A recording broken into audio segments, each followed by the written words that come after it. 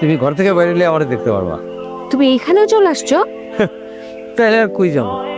আচ্ছা এখন একটা কাজ করি, আমি একটু তোমার রুমে আসি, তোমার সাথে একটু কথা আছে। আর তুমি কি পাগল নাকি? হোটেল ভর্তি শুটিং এর লোকজন, তুমি আবার রুমে আসবে মানে কি বলবে লোকজন সব? তাহলে তুমি আসো, চলো আমরা বাইরে কোথাও গিয়ে কথা কই। Are you crazy? তুমি জানো যে এই খবর ইন্ডাস্ট্রিতে জানলে কি অবস্থা হবে, আমার ক্যারিয়ারের উপর কি ইম্প্যাক্ট করবে? শোনো, আমি এখন খুবই গুরুত্বপূর্ণ একটা কাজ করতেছি, আমি কথা বলতে পারছি না, পরে কথা বলবো। Okay bye. I am sorry. আসলে আসলে আমি তোমার আমি সব কিছুর জন্য সরি। সত্যি তুমি সরি?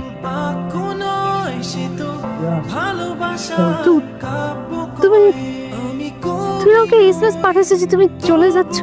কেন আমাকে দেখে খুশি হওনি? তাহলে আমি চলে যাই। আর মানে আসলে আনএক্সপেক্টেড তো, আমি তো মনে হচ্ছে তুমি এতক্ষণ কোথায় চলে গেছো। চলেই তো গেছি, মাঝপথে গিয়ে একটা কোথায় যেন একটা টান খাইলাম, মনে হলো সুতোটা এখনো ছিঁড়ে নাই, তাই আবার চলে আসছি। আমি আমি অনেক সরি, আসলে তোমার সাথে আমি অনেক খারাপ ব্যবহার করছি, আমার উচিত হয় নাই করা এগুলো তোমার সাথে। আমিও তো তোমাকে অনেক ডিস্টার্ব করছি, তাই না? তোমার শুটিং লোকেশনে গিয়া বিভিন্ন জায়গায় গিয়া তোমারে বদার করছি। আসলে তোমার আমি প্রচন্ড ভালোবাসি তো, প্রেমিক মানুষ, বুঝো না, বিদেশ থেকে ছুটে আসছি, আর কারোর সাথে তো এগুলো শেয়ারও করতে পারতেছিলাম না।